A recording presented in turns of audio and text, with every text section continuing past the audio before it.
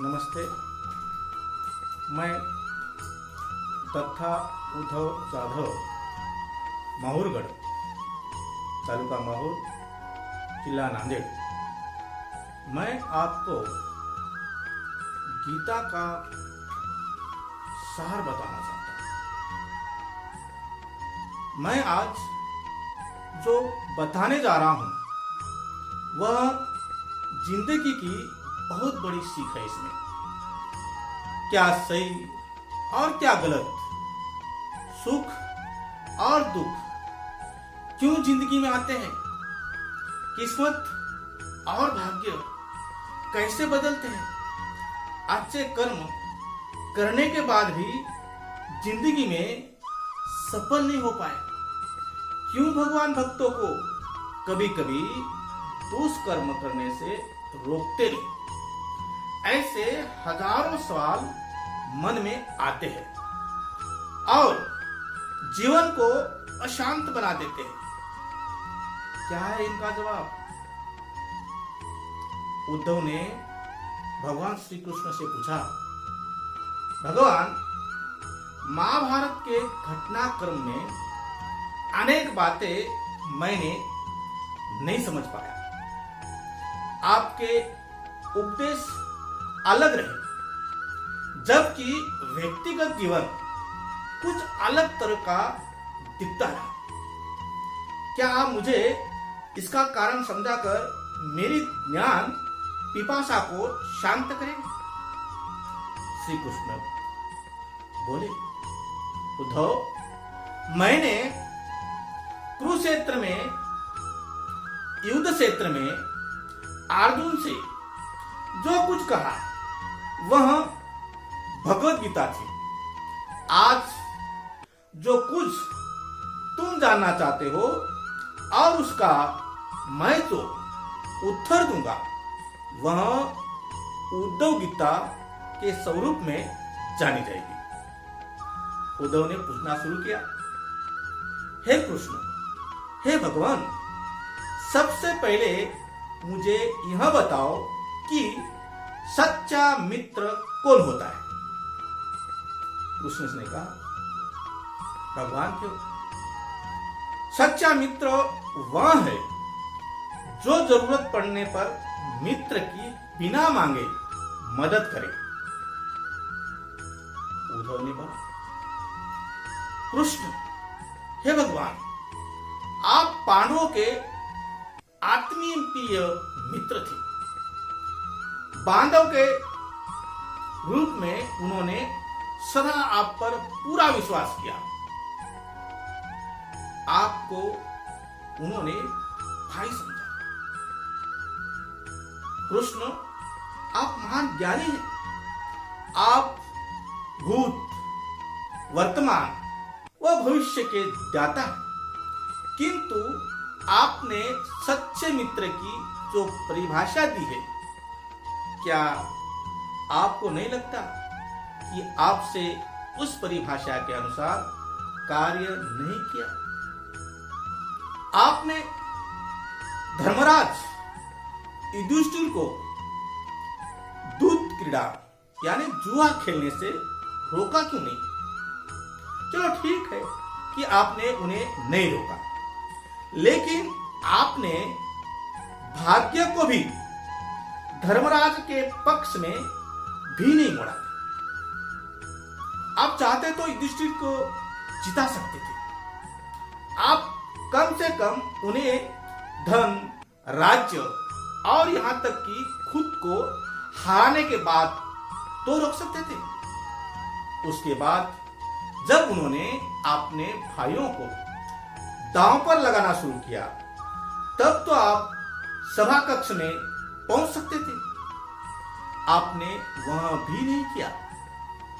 उसके बाद जब दुर्योधन ने पांडवों को सदैव अच्छी किस्मत वाला बताते हुए द्रौपदी को दांव पर लगाने को प्रेरित किया, आज जीतने पर हारा हुआ सब कुछ वापस कर देने का लालच दिया, कम से कम तब तो आप हस्तक्षेप कर ही सकते थे। आपने दिव्य शक्ति के द्वार पर आप पासे को धर्मराजा के अनुकूल कर सकते थे। आप में वो शक्ति थी। इसके स्थान पर आपने तब हस्तक्षेप किया जब द्रौपदी लगभग अपना शील खो रही थी। तब आपने उसे वस्त्र देकर द्रौपदी के शील को बचाने का दावा किया। लेकिन आप यह दावा भी कैसे कर सकते? उसे एक आदमी घसीटकर हॉल में लाता है और इतने सारे लोगों के सामने निर्वस्त्र करने के लिए छोड़ देता है। एक महिला का शील क्या बचा? आपने क्या बचाया? अगर आपने संकट के समय किसी व्यक्ति को या आपने की मदद नहीं की हो तो आप आपात बांधव कैसे कहा जा सकता है? आपको प्रिय कैसे कहा जा सकता है? बताइए, आपने संकट के समय में मदद नहीं की हो तो क्या फायदा? क्या धर्म यही है? इसलिए हम आपको पूजा करें। श्री कृष्ण मुस्कुराते हुए बोले, हे प्रिय उद्वा, यह सृष्टि का नियम है कि विवेकवान ही जीतता है। विवेकवान ही जीतता है। उस समय दुर्योधन के पास विवेक था, धर्मराज के पास नहीं। यही कारण रहा कि धर्मराज पराजित हुए।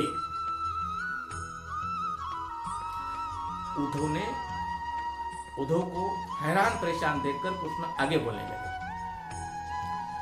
दुर्योधन के पास जुआ खेलने के लिए पैसा और धन तो बहुत था, लेकिन उस पासा को खेल खेलना नहीं आता। पासा उसे खेलना नहीं आता था। इसलिए उसने अपने मामा शकुनी का दृढ़ क्रीड़ा जुआ खेलने के लिए पासा डालने के लिए उपयोग किया। यही विवेक है। धर्मराज भी इस प्रकार का सोच सकते थे और अपने चचेरे भाई यानी मैं, उसने मुझसे पेशकश कर सकते थे कि उनकी तरफ से मैं खेलूंगा। जरा विचार करो कि अगर शकुनी और मैं खेलते तो कौन जीतता? पासे के अंक उसके अनुसार आते या मेरे अनुसार? चलो इस बात को जाने दो। उन्होंने मुझे खेल में शामिल नहीं किया। इस बात के लिए उन्हें माफ किया जा सकता है, लेकिन उन्होंने विवेक शून्यता से एक और बड़ी गलती की। क्या की मालूम?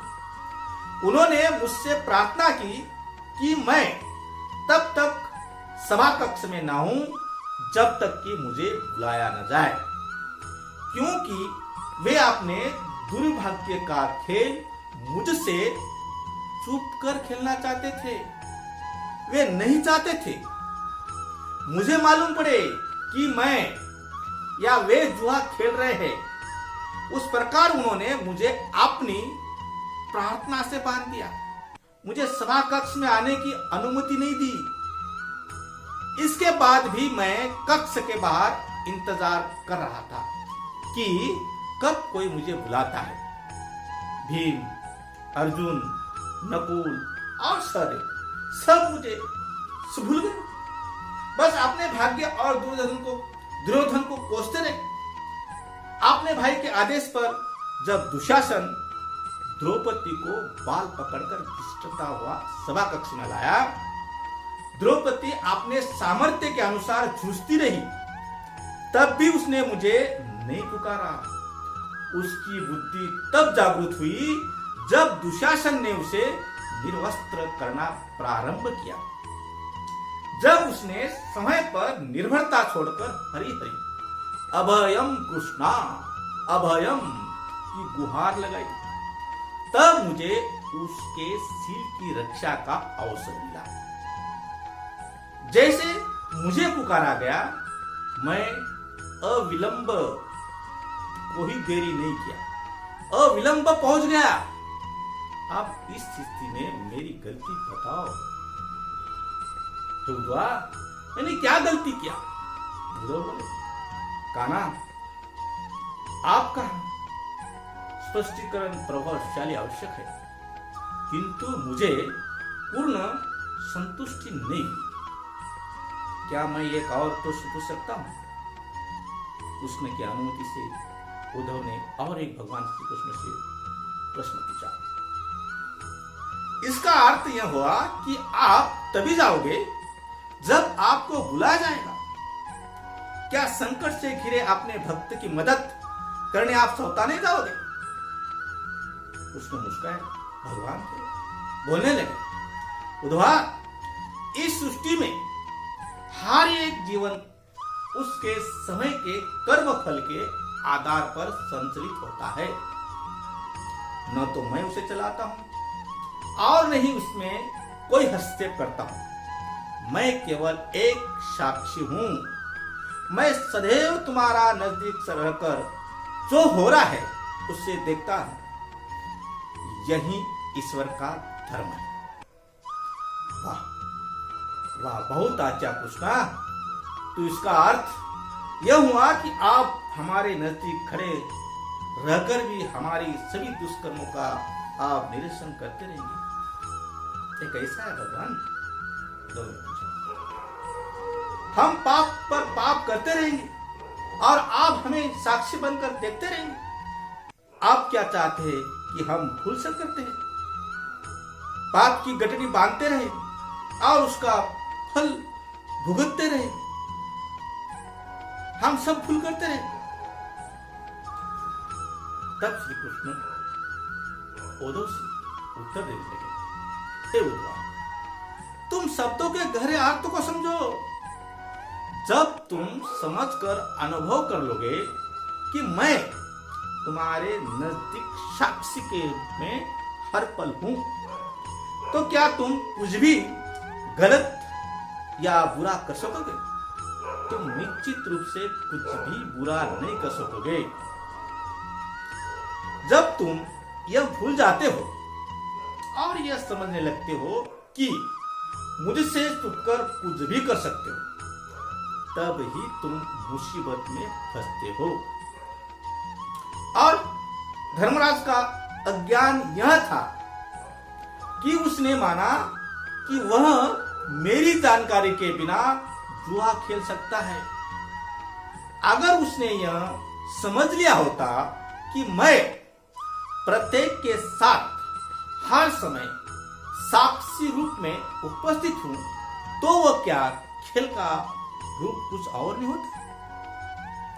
भक्ति से अभिभूत उद्धव मात्र मुक्त हो गए और बोले, प्रभु, कितना गहरा दर्शन है, कितना महान सत्य। प्रार्थना और पूजा पाठ से ईश्वर को अपनी मदद के लिए बुलाना तो हमारी पर भावना है, मगर जैसे ही हम यह विश्वास करना शुरू करते हैं कि ईश्वर के बिना पत्ता भी नहीं हिलता, तब हमें साक्षी के रूप में उनकी उपस्थिति महसूस होने लगती है। गड़बड़ तो तब होती है जब हम इसे भूलकर दुनियादारी में डूब जाते हैं। वह स्वयं की सामर्थ्य से युद्ध कर पा रहा था, लेकिन जैसे ही अर्जुन को परम साक्षी के रूप में भगवान श्री कृष्ण का एहसास हुआ, वह ईश्वर की चेतना में विलीन हो गया। यह अनुभूति थी शुद्ध पवित्र प्रेम में आनंदित सुप्रीम चेतना की। तत्वधर्म असी, अर्थात वह तुम ही हो। एक और उदाहरण मैं लेना चाहता हूं। गीता का ही ये सार है। गीता में श्री कृष्ण ने कर्ण को भी समझाया। कर्ण बहुत व्यतीत हो चुके थे। कर्ण के मन में हजारों सवाल उत्पन्न हुए थे। महाभारत में कर्ण ने भगवान कृष्ण से पूछा, मेरी मां ने मुझे जन्म दिया था, क्या ये मेरी गलती है कि मैं एक अवैध बच्चा पैदा हुआ था? मुझे दुराचार्य से शिक्षा नहीं मिली क्योंकि मुझे स्त्रीय नहीं माना गया था।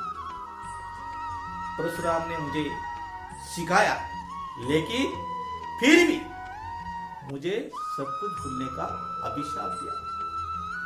जब उसे पता चला कि मैं क्षत्रिय कुंती का पुत्र हूं, एक गाय को गलती से मेरा तीर लग गया और उसके मालिक ने मुझे मेरी गलती के बिना श्राप दिया। मैं द्रौपदी के स्वयंवर में अपमानित था, यहां तक कि कुंती ने अंततः मुझे अपने अन्य बेटों को बचाने के लिए सच्चाई भी बताई। जो भी मैं प्राप्त किया दुर्योधन के दान के माध्यम से किया, तो मैं उनका पक्ष लेने में गलत कैसे हूं? हे कृष्णा, मुझे क्यों सर्वश्रेष्ठ धनुधारी नहीं बताया गया? क्यों मैं अपमानित होता गया? मैं दानशूर था, फिर भी मुझे कनिष्ठ ही बताया गया। क्या गलती थी मेरी? भगवान श्री कृष्ण ने जवाब दिया, हे कर्ण, मेरा और तेरा जीवन मान में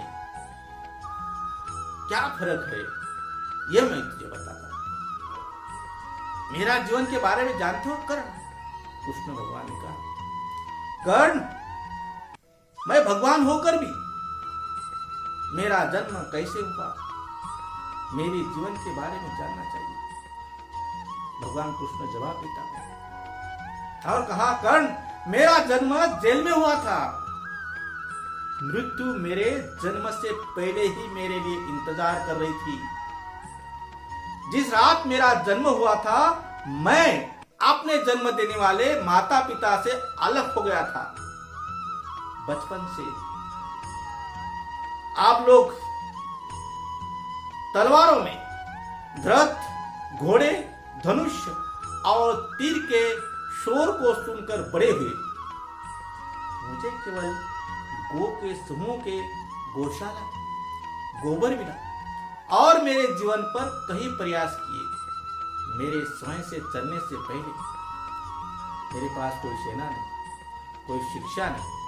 मैं सुनता था, लोग कहते थे कि मैं उनकी समस्याओं का कारण हूं। जब आप सबको आपके शिक्षकों द्वारा आपके बहादुरी के लिए आपकी सराहना की जा रही थी, तो मुझे कोई शिक्षा भी नहीं थी, कोई शिक्षा भी नहीं मिली। मैं 16 साल की उम्र में ऋषि सांदीपनि के गुरुकुल में शामिल हो गया। मुझे अपने पूरे समुदाय को यमुना के तट से जरासंध से बचाने के लिए बहुत दूर समुद्र तट पर ले जाना पड़ा। मुझे भागने के लिए रणछोड़ कहा जाता था। यदि दुर्योधन युद्ध जीतता है तो आपको बहुत अधिक श्रेय मिलेगा। अगर धर्मराज के युद्ध जीतने पर मुझे क्या मिलेगा? और क्या मिला? युद्ध के लिए केवल दोष। कर्ण, एक बात याद रखो, सभी को जीवन में चुनौतियां है। किसी भी तरह के निष्पक्ष और आसान नहीं है, लेकिन सही धर्म आपके मन विवेक को जानकारी है। इससे से कोई फर्क नहीं पड़ता कि हमें कितना अनुचितता मिली, कितनी बार हम अपमानित हुए, कितनी बार हम गिरते हैं। महत्वपूर्ण बात यह है कि उस समय आप कैसे प्रतिक्रिया करते हैं, कैसे लोगों के साथ व्यवहार करते हैं। जीवन की अनुचितता आपको गलत रास्ते पर चलने का अधिकार नहीं देती है। हमेशा याद रखें, जीवन कुछ बिंदुओं पर कठिन हो सकता है, लेकिन भाग्य हमारे पहने हुए जूतों द्वारा नहीं बनाया जाता है, बल्कि हमारे द्वारा उठाए गए कदमों द्वारा बनाया जाता है। इसलिए हे कर्ण, दुखी मत हो। मेरा जीवन ही संकटमय है, तेरा जीवन ही संकटमय है। ये तो सब भाग्य प्रारब्ध का खेल है, इसलिए मुझे भगवान कहा गया, क्योंकि मैं हर परिस्थिति को समझाता रहा, समझ रहा और समझकर लोगों को बताता रहा। इसलिए लोग मुझे भगवान के नाम से जानते थे, क्यों मैं स्थिर बुद्धि था। जब श्री क्षेत्र कुरुक्षेत्र में अर्जुन से श्री कृष्ण ने कहा था कि जब युद्ध खेलना वो नहीं चाहते थे, उसे कहा गया, श्री कृष्ण ने अर्जुन से कहा, अरे क्यों चिंता करते हो? किसकी चिंता करते हो? न ये शरीर तुम्हारा है, न तुम शरीर के हो। यह अग्नि, जल, वायु, पृथ्वी, आकाश से मिलकर बना है और इसी में मिल जाएगा। परंतु आत्मा स्थिर है। फिर तुम क्या हो? आत्मा आज अमर है। जो लोग इस आत्मा को मारने वाला या मरने वाला मानते हैं, वो दोनों ही नासमझ है। आत्मा न किसी को मारती है और न ही किसी द्वारा मारी जा सकती है। आत्मा न कभी जन्म लेती है और न मरती है। शरीर का नाश होने पर भी इसका नाश नहीं होता। अर्जुन, तुम अपने आप को भगवान को अर्पित करो, यही सबसे उत्तम सहारा है। जो इसके सहारे को जानता है, वह भय, चिंता, शोक से सर्वदा, वैसे ही जीवन मृत्यु के बाद आपने पुराने शरीर को त्याग कर नया शरीर प्राप्त करता है। शस्त्र इस आत्मा को काट नहीं सकती, अग्नि इसको जला नहीं सकता, जल इसको खिला नहीं सकता, वायु इसे सुखा नहीं सकता। क्यों व्यर्थ की चिंता करते हो? किससे व्यर्थ डरते हो? कौन तुम्हें मार सकता है? आत्मा ना पैदा होती है ना मरती है। जो हुआ वह अच्छा हुआ, जो हो रहा है वह अच्छा हो रहा है, जो होगा वह भी अच्छा होगा। तुम खुद का पश्चाताप ना करो, भविष्य की चिंता ना करो। वर्तमान चल रहा है, तुम्हारा क्या गया जो तुम रोते हो? तुम क्या लाए थे जो तुमने खो दिया? तुमने क्या पैदा किया था जो नाश हो गया?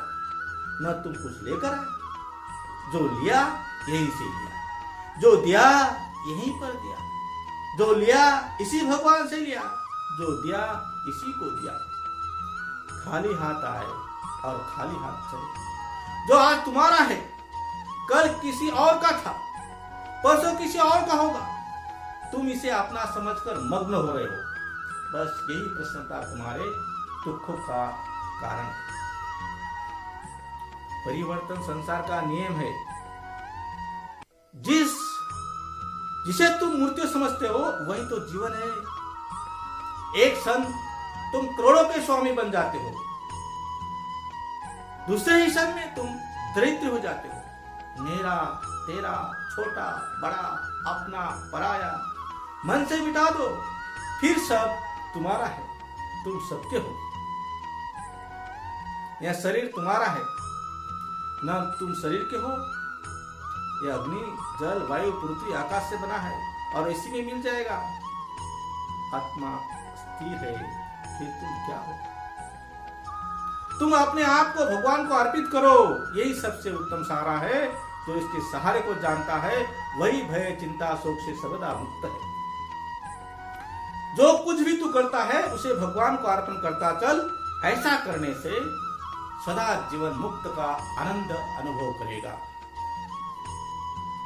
हे भगवान,